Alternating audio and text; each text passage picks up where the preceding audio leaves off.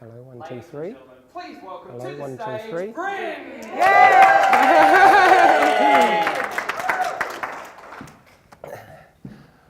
When you were a child, did you feel doubtful about the way your parents raised you? Yep. I did. Every week we used to go to church and come back to school, and my school friends, they didn't seem to go to church. And so I started to ask questions about, what were my parents teaching me or trying to instill in me. And then I started questioning about other things they were doing, like table manners, doing chores. But when I was 10, I asked myself the question, is Jesus real? And I stayed with the church for a number of years, and because I found there was a sense of community, belonging. They taught good values, but still I had this question: was Jesus real? And so I did I was a profession as an engineer, mechanical engineer, and I was a mechanical designer. So I worked for Bentley motor cars, and during that time I was looking after the bill of materials, which is like the parts list for the car. So what I found is after a number of months, the whole system manufacturing process was more or less straightforward. Parts coming over here, it goes to a certain place, and the car body gets put on the manufacturing line, assembly line, and parts come together, and then you have a car.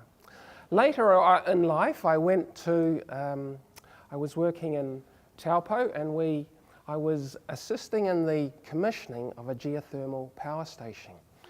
Now what happens is the steam comes out of the ground, goes through various pieces of equipment to clean the steam, and then it goes into the turbine, which turns the generator, and then we have electricity for the national grid.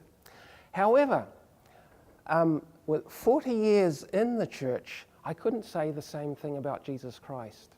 And the reason is that his biography is written by 4 different people: Matthew, Mark, Luke, and John, the 4 first books in the New Testament. And the problem with those books, the way they were constructed, that they've been constructed on a theme rather than what an engineer would think, start to finish, roughly. However, I came across a commentary which gave a chronology of all the stories. It synthesized those 4 books.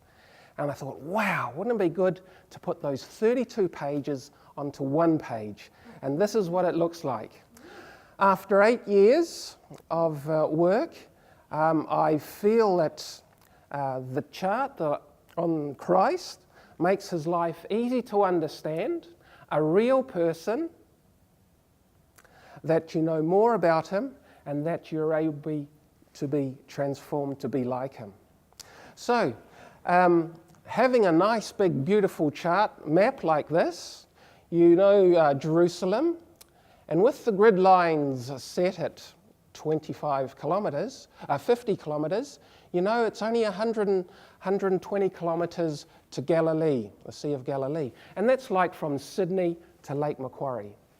And the size of the Sea of Galilee is roughly about the same size as Lake Macquarie. So what you're doing is you're taking a thing from the past and you're putting context to it. It's like, for the New Zealanders, Auckland, going from Auckland down to Hamilton. And the Sea of Galilee is the same size as Lake Rotorua.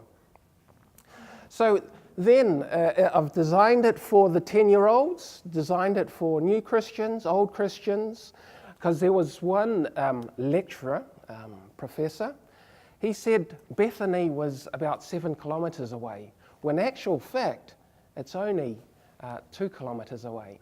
So there you have an instrument where someone so young is able to form an overview of the entire life of Christ. How do we know Jesus was real? We know that Augustus Caesar sent out the census that forced people to go to their birthplace.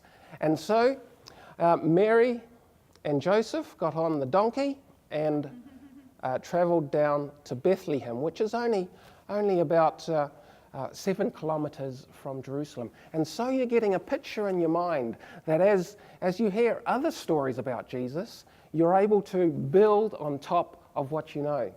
And so there's 172 stories altogether, and you have a framework, and it's like the 1,500 metres. You go around the lap 3.5 times, and to win the race, you place yourself strategically.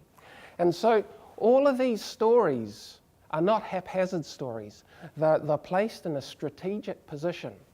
And so when a story occurs during the last week, you know that's a significant story because Jesus would die on the cross.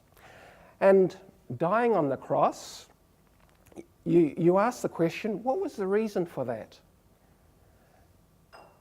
And the answer is that there's an exchange of my badness for his goodness. And so the life of Christ makes the life of Jesus easy to understand, and you'll be able to be transformed to be like him.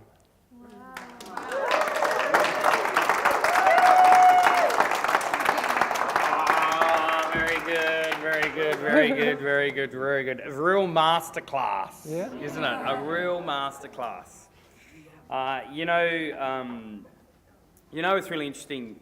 I've heard a lot of preachers in my days, right? And they're very preachers, very preachy, telling all the time. But one thing that you can bring into as well is a real intellectual property, a real deeper understanding as well, which I think is just extraordinary.